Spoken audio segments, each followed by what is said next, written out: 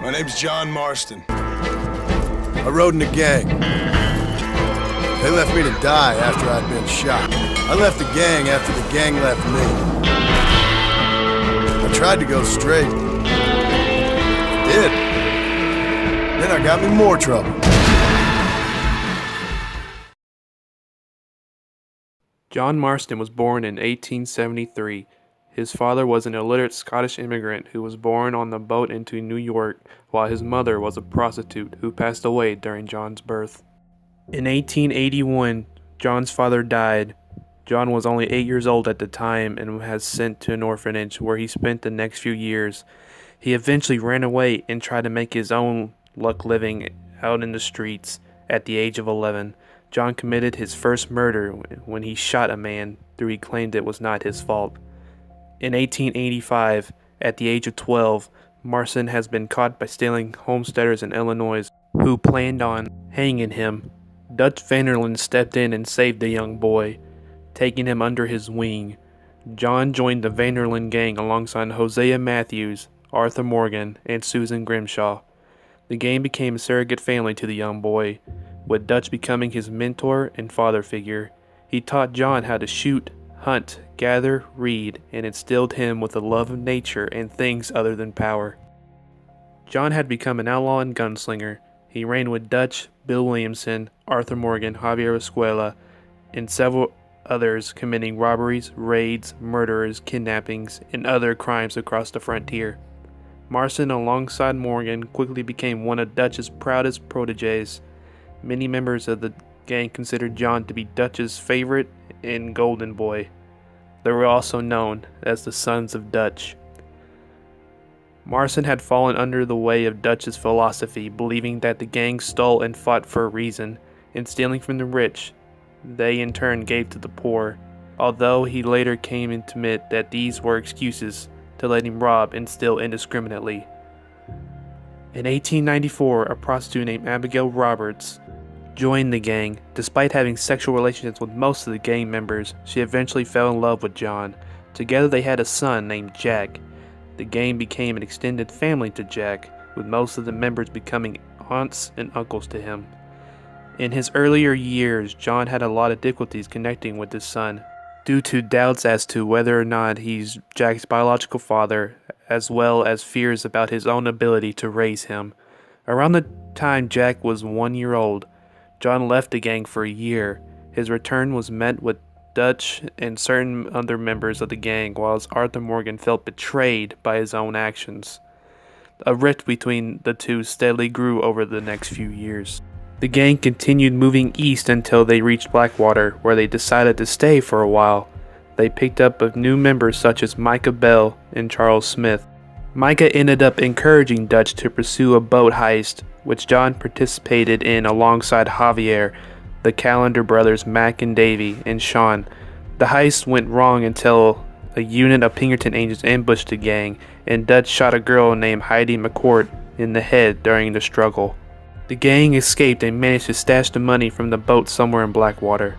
The heist was a disaster, leading to the deaths of Davy and Jenny Kirk, Mac being separated, and Sean's capture by bounty hunters.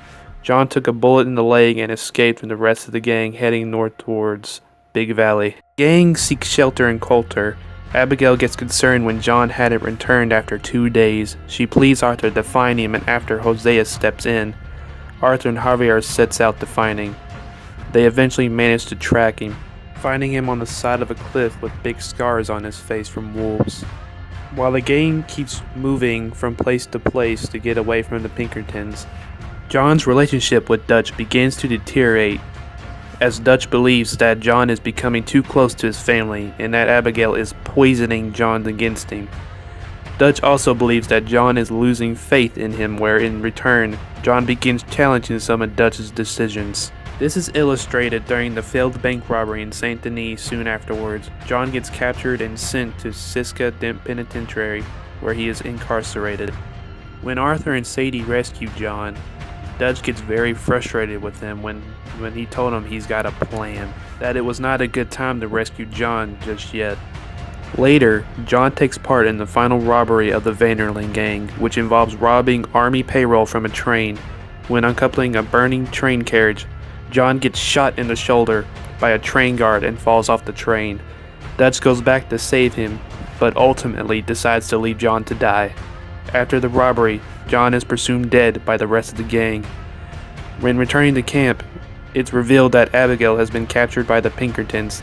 Dutch decides that it's not worth saving her, but Arthur and Sadie decide to rescue her either way. During the rescue mission, Agent Milton reveals Micah's been the rat this whole time, before being shot dead. Arthur sends Sadie and Abigail to safety while he goes back to camp to confront Micah. While this is occurring, Dutch and the gang turn on John and Arthur, and as soon as that happens, the Pinkertons come in ambush. John and Arthur pursue to escape, but they get shot down. You as the player will make the ultimate decision. Either way, John will manage to escape and see his family again, while Arthur will die either from his tuberculosis or from being killed by Micah. Arthur's final act in life was giving John another chance to live. Arthur told John that revenge is a fool's game, and to, when the time comes, run and don't look back at his past. Start a new life. John and his family planned to live an honest life after leaving the gang. They moved to the Yukon soon afterwards with the wish to buy some land by taking part in the gold rush, but they didn't make much from it. Years after the gang disbanded in 1907, the Marston family have an incident at Roanoke Ridge which involved John shooting someone and heading to an unknown destination. They eventually arrive in Strawberry to try their luck, where Abigail and Jack land a job in the town clinic, and under the new name Jim Milton, John temporarily gets a job working for the general store delivering goods to David Gibbs and Pronghorn Ranch. John arrives at the ranch on time and manages to stop the Lamarne boys harassing the ranch. They let John and his family stay and work for the ranch. But as soon as they get comfortable, the raiders come back with vengeance, taking their livestock and destroying the ranch. John has no other choice but to disobey Abigail, left with no other choice but to go after the raiders, get their livestock back, and kill them. The event angers Abigail and she leaves John quietly the next morning. John continues to work at the ranch. After some time, Marston asks Mr. Gibbs to put good faith on his name that he can borrow loans from the bank to buy a lot of land. John successfully buys Beecher Hope after clearing away squatters living there. He reunites with Uncle and Charles, who help Marston build his ranch, as well as Sadie, who provides him with various bounty hunting jobs to pay off his bank loans. Abigail and Jack head back to John after receiving a letter from him. John attempts to buy Beecher's Hope to convince Abigail he's changed, with the intention of turning it into a ranch. John spends more time with his family, such as fishing with Jack and Rufus, and going to Blackwater with Abigail. During their trip to town, John proposes to Abigail on the lake. Eventually, John comes across information leading to Belle's location. He, Sadie, and Charles go despite Abigail's pleas not to, in revenge for Morgan's death. Marston tracks down Cleet in Strawberry, who reveals that Micah and his gang are at Mount Hangin. While John is shooting his way into the camp, he comes into a standoff with one and only Micah Bell. Then out of nowhere, Dutch comes out of the shed, and all three of them are in a standoff. Dutch ends up shooting Micah once, and John finishes off Micah for good. Dutch ends up leaving without saying a single word, leaving John and Sadie leaving with the Blackwater money they left years ago. With the Blackwater money, John is able to pay off all the debts and is able to start up his new ranch and start his new life. Sadie and Charles leave Beecher's Hope and the Marston family on good terms. Sadie, it's unknown where her location is now, but we know Charles went to Canada to start a new life and start a new family. Edgar Ross, the newly appointed head of the Bureau of Investigation, casts wind of the events on Mount Hangin and goes to investigate, finding nothing but Micah's corpse and no trace of the missing Blackwater money. Alongside his new subordinate, Archer Fornham, they begin a manhunt for the culprit, questioning various people until the trace of the murder of John's location at Beecher's Hope. John continues working on his ranch with his family for the next few years, unaware that his revenge against Micah would eventually cost him his own freedom. In order to use John to do their dirty work, Edgar Ross and the Bureau of Investigation kidnaps his wife and son in order to go after his former gang members, Bill, Javier, and Dutch Vanderlyn himself. You as a player can decide whether to spare or kill Javier Escuela, but you have to kill Bill. And at the very end, when you meet up with Dutch, Dutch commits a suicide on a snowy mountain, just like their last previous encounter years ago.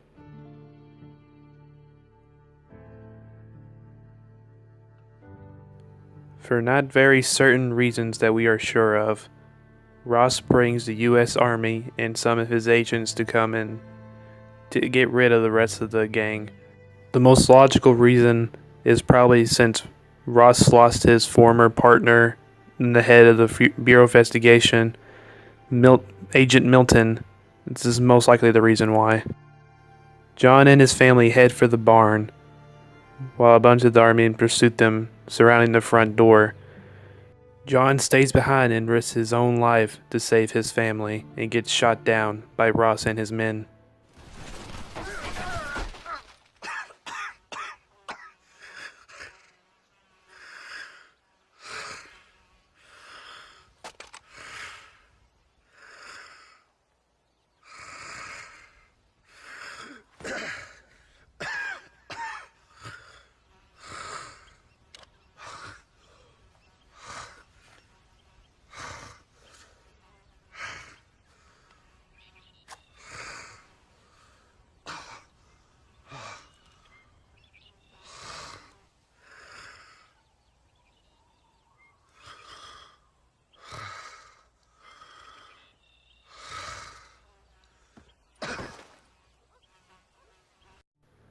John's death at the hands of Ross is a poetic end to his life.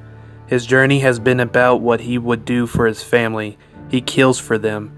He helps swindle people in order to get at Bill Williamson. He works for both sides of the Mexican Civil War. He tortures a man with a prolonged beating to get information about Javier Escuela. He confronts the man who raised him, and in the end, he sacrifices himself to save his family so they could lead a better life. The reason he sought redemption in the first place. By his death, he knew that Ross wouldn't persecute Abigail or Jack any longer, allowing him to start a life fresh, allowing Jack the chance to grow up without the brutality and violence that shaped John's early life. Sadly, despite his father's sacrifice, Jack possibly still goes on to become an outlaw. He tracks down and kills Edgar Ross in revenge without hesitation. The path to redemption, it seems, is a hard road to follow. And that's gonna end the video, guys. Thank you all for watching all the way through. This took a while to make, and it ain't over. We still got Arthur's Redemption, and that's gonna be on a good friend of mine's channel. He changed the name. It's Luclaeus, whatever it is. He changed it recently. It's hard for me to remember now. But we're going to have that then, Arthur's Redemption. And then the third part of the video is going to be a discussion between him and me. And I'm just going to leave that as a surprise for that video. So if you want to see that, see Arthur's Redemption video, like, subscribe, and share this around. And make sure you go subscribe to his channel just to see when that comes out. Hope you guys enjoyed. LSM here, and I'm out. Peace!